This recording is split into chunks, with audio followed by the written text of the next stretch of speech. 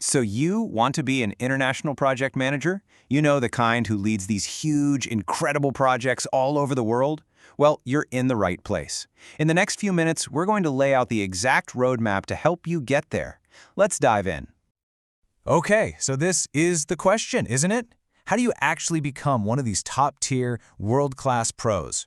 We're talking about so much more than just ticking off tasks on a checklist. This is about steering massive, complex projects, no matter where you are on the planet. So, where do you even start? Well, the journey begins with what's in your toolkit. All right, first things first, your toolkit. And when we talk about tools in project management, what we're really talking about are certifications. Think of them as the universal language. They prove to everyone that you know your stuff, the absolute fundamentals. So let's take a look at the big three that you're going to see out there. This chart here really lays it all out nicely. You've got the PMP, which comes out of the US and is all about methodology, the specific how-to of getting a project done. Then there's PRINCE2 from the UK, and its whole deal is control. It's laser-focused on keeping everything on the rails. And then you have IPMA, which is more international, and it focuses on something totally different, competency. Not just what you know, but what you can actually do. But, and this is a really big but, have you ever heard someone say this? I got my PMP, and honestly, it didn't do a thing for my career. It's a super common complaint, and people start to think the certificate itself is useless. That is a huge mistake. A certificate isn't some magic ticket, it's just a tool. And a tool is only as good as the person using it. And that, right there, brings us to the most important piece of this whole puzzle. So yeah, that leads us right to the heart of it all. It's not really about the certifications you collect, it's about the kind of manager you are. We're making a big shift here, from just what you know to what you can actually do. We're talking about your core competencies. So what on earth is a competency? It sounds kind of formal, but it's really simple. It's proof. It's your ability to actually take all that stuff you learned, all that knowledge and those skills, and apply it to get real results. It's all about action, not just knowing the theory.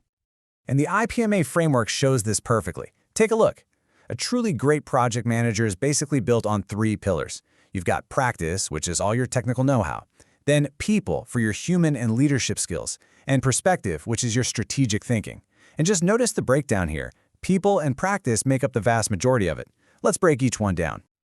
Okay, so perspective. This is your 30,000-foot view. It's all about seeing the big picture. It's about constantly asking, why are we even doing this project? How does it fit into the company's grand plan? This means you get the strategy, you can navigate the internal politics and structures, and you understand both the official rules and, maybe more importantly, the unwritten ones, the company culture. All right, next up, the people stuff.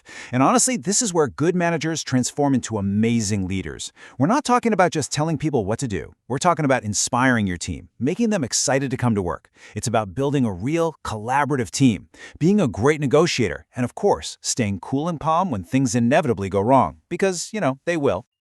And last but not least, practice. This is the nuts and bolts, the technical stuff. This is the baseline of what everyone expects you to know as a project manager. Things like defining the scope, managing risks, juggling all your stakeholders, and of course the big one, planning and controlling the entire project from day one all the way to the finish line. Okay, so you have your tools, your certifications, you're working on building your core. What else is there? It's your mindset. And believe me, this is the secret ingredient. This is what separates the good from the truly great. The ones who have long, successful international careers. And it really boils down to 3 key things. First, you have to master English. It's just the global language of business and science, period. It opens every door. Second, you have to seriously study the science of management. Because after a few years, you're not just a project person anymore. You're a manager, and that's a whole different skill set. And third, and this is maybe the most important, never, ever stop learning. The minute you think you know it all, you're done. Arrogance is a career killer. The world changes fast, and you have to change with it. So, let's wrap this all up. The road to becoming a top-tier international project manager isn't just one thing. It's a 3-part journey. It's about having the right tools, building a rock-solid core of competencies, and fueling it all with a powerful growth mindset. You need all 3 working together to really succeed. So that leaves us with one final question, and this one's for you. As you think about your own career path, looking at this roadmap, where do you need to focus the most right now? Is it your tools, your core competencies, or your mindset? Be honest with yourself, because whatever your answer is, well, that's your very next step. Thanks for joining me.